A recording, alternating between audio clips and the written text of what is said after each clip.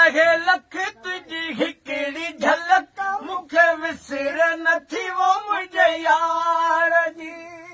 पीरी पाए न झुमक मत नज़र खलक तोखे सिद्ध न रहे सीधार जी कॾहिं वार ककर कॾहिं वासी गजो वर कॾहिं वार ककर कॾहिं वासी गजो वर सो त विंदल खे वाटनि तां वारे तो मिठा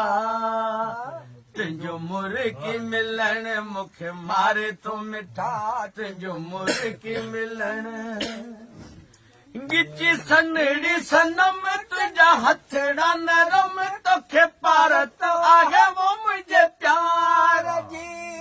कज हिकिड़ो करम जोड़ा हथ हर दम करी बंद न कजा दीदार जी थी न यार परे ॾिसो दिलरी ठरे थी न यार परे ॾिसो दिलरी ठरे तोखे सुहिणल सिक माही सारे तो मिठा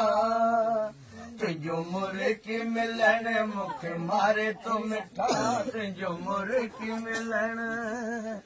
कया कहिड़ी कहानी तुंहिंजी यार जवानी ॾिस तेरहनि सालनि खां तीरवा तुझा लबड़ा लासानी तुझी अख मस्तानी तुझा जुल्फ ॼण को ज़ंजीरिया तुझा वसबा बननि ॾिसो रखी बसड़नि तुझा वसबा बननि ॾिसो रखी बसड़नि तुंहिंजो ख़ुशि थी खिलण दिल ठारे तो मिठा तुंहिंजो मुर्गी मिलण मूंखे मारे तो मिठा तुंहिंजो मुर्गी मिलण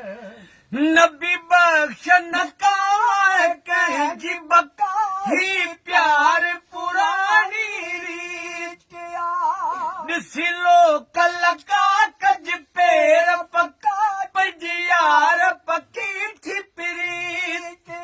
कज ॻाल न कनि जकी चवे दुश्मन कज ॻाल न कनि जकी चवे दुश्मन छो हू पाण खरियो आहे तोखे खारे तो मिठा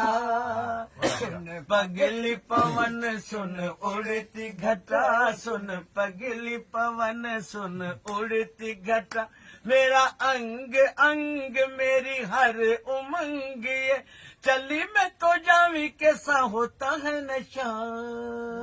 सुन पगली पवन सुन उड़ती घटा की चमक दिखलाए झलक आई बादलों के संग संग झूम के जी बोलिया